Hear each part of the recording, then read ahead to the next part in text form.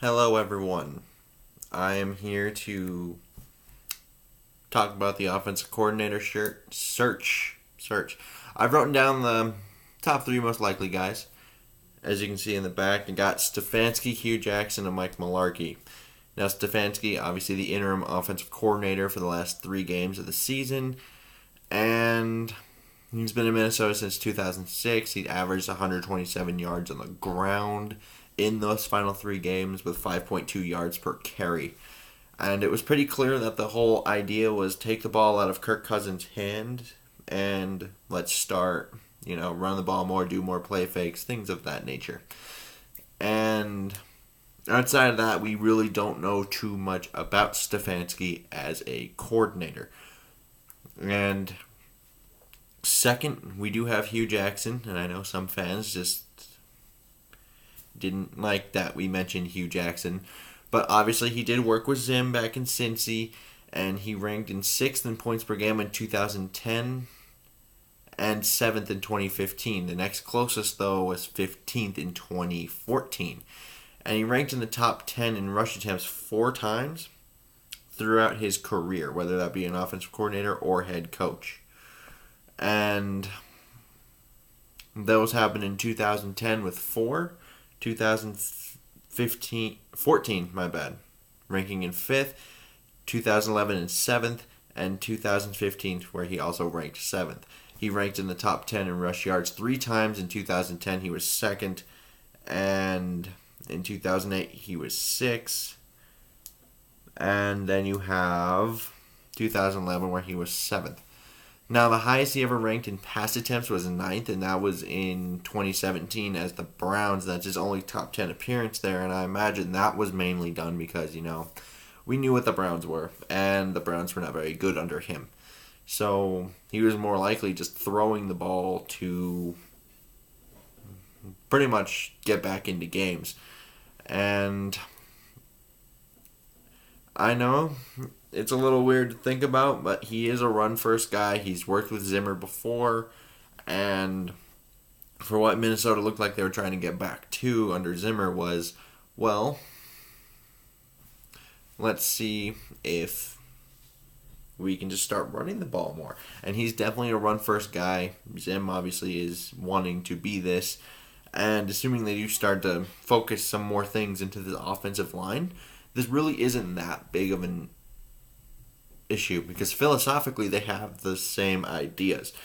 It's just run the ball and good effective passing off of the running, and that's really all you have to do. And at least they're the same philosophical ideas. This might not be the worst idea as some people would depict this out to be.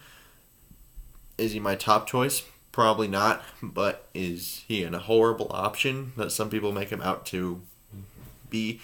Not really. He's put up some pretty solid numbers. It looks pretty similar to what Minnesota would be wanting to do for Hugh Jackson. And then in third here we have Mike Mularkey. Now, he was technically better as a head coach than Hugh Jackson because he went 36-53 to Hugh Jackson's 11-44-1. But he has ranked in the top 10 of rush attempts 6 times. In 2001, he was ranked 1st. In 2008, he was ranked 2nd. In 2002, he was ranked 3rd. In 2016, 4th. And in 2010, he was 5th. And in 2004, 9th. And he ranked within the top 10 of rushing yards 4 times. In 2001, he was 1st. In 2008, he was 2nd. In 2016, he was 3rd. In 2002, he was 9th.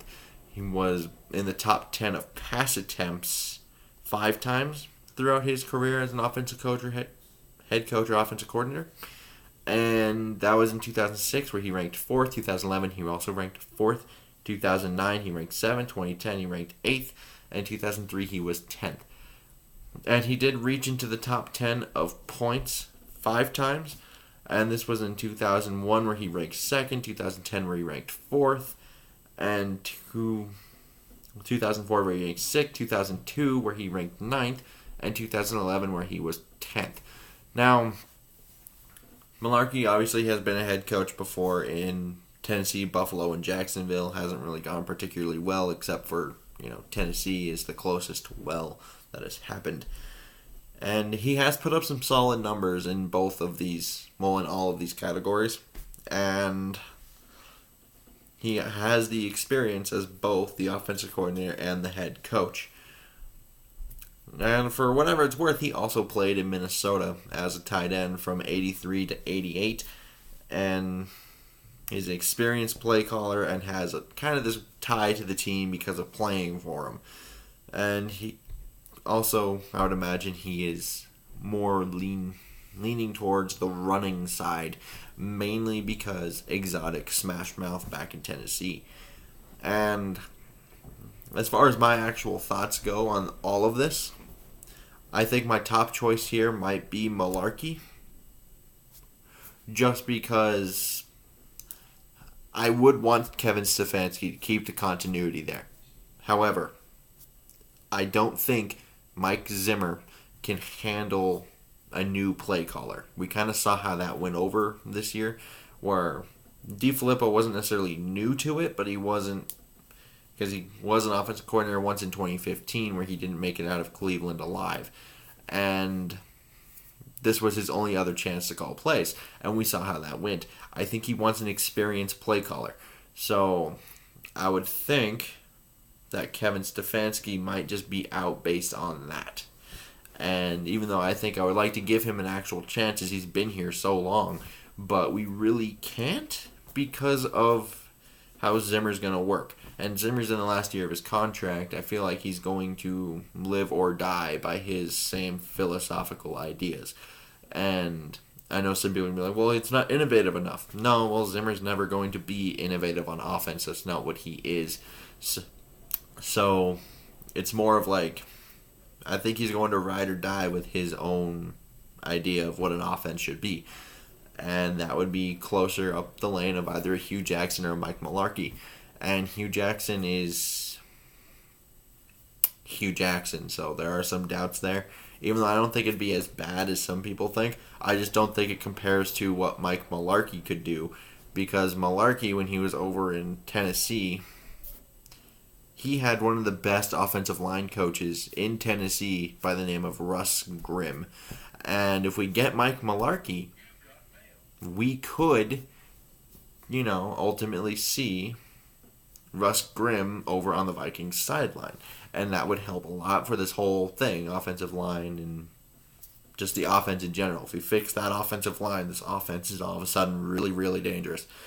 And I would like to know what you guys think down in the comments below, and whether or not I didn't mention someone that you think should be mentioned, or if you really disagree with anything or everything I've said. I would like to know.